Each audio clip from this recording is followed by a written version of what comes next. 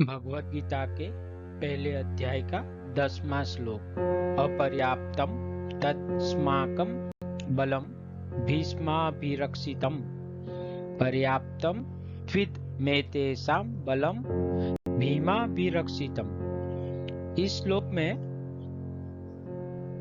दुर्योधन द्रोणाचार्य को कहते हैं कि हमारी शक्ति अपरिमेय है और हम सब भीष्म पितामह द्वारा भलीभांति संरक्षित है, जबकि पांडवों की सेना की शक्ति सीमित है जो भीम द्वारा संरक्षित है। यहाँ पे कंपैरिजन आ रहा है दो सेना के बीच में, और जो दुर्योधन बता रहा है वो वास्तव में सच है। सच इसलिए है कि कौरवों की सेना न केवल संख्या बल में पांडवों की सेना से ज्यादा थी, लेकिन उनके योद्धा भी अगर देखे जाए तो विशेष योद्धा थे उनके पास। केवल भीष्म पितामह को ही रखा जाए तो भी वो बहुत बड़ी बात है। भीष्म पितामह अकेले ही उनके होते हुए उन कौरवों की सेना को हराना मुश्किल था, क्योंकि वो परशुराम के शिष्य थे और उनको ये वचन भी मिला था, वरदान भी मिला था कि वो अपनी इच्छा से मृत्यु ले सकते हैं। वो बहुत शक्तिशाली थे, उनको हराना बहुत ही मुश्किल था।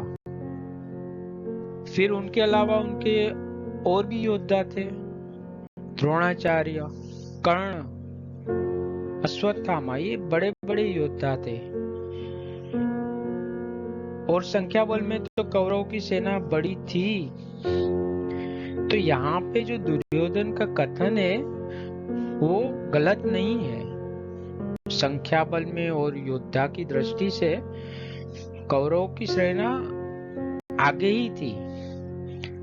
सिर्फ दो बात में उसकी कमी रह जाती थी। एक तो वो अधर्म की उनके साथ अधर्म था, और दूसरा कि जो कुछ लोग थे भीष्म जैसे, द्रोणाचार्य जो अपने थे, वो दिल से नहीं लड़ रहे थे। जैसे भीष्म दिल से चाहते थे कि पांडवों की विजय हो।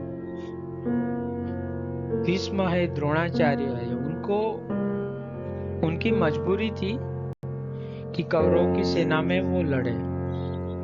और जब कोई भी व्यक्ति हो जो दिल से काम नहीं करता है तो उसका परिणाम क्या आता है वो आप सबको पता है। दूसरा, पांडव की सेना में स्वयं भगवान श्री कृष्ण थे, धर्म था। तो संख्या और योद्धा होते हुए भी इस तरह से पांडवों की सेना का पलड़ा भारी था। लेकिन अगर स्थूल दृष्टि से देखें तो संख्या बल और योद्धा के हिसाब से कौरवों की सेना का पलड़ा भारी था। और ये सामान्य युद्ध नहीं था, ये महायुद्ध था। आज के जमाने में कहे तो वर्ल्ड वॉर जैसा था ऑलमोस्ट। जैसे आज यूक्रेन और रशिया की लड़ाई हो रही है, लेकिन कई देश डायरेक्टली या इनडायरेक्टली दोनों पक्ष को साथ दे रहे हैं। जैसे नाटो है, यूएसए यूक्रेन को हेल्प कर रहा है,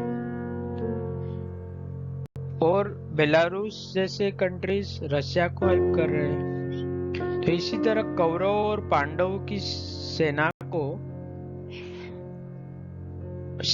नहीं, पांडवों और कौरवों को, क्योंकि पांडवों के पास तो सेना ही नहीं थी, उन्हें तो वनवास दिया गया था, वो अपना सब कुछ गवा बैठे थे।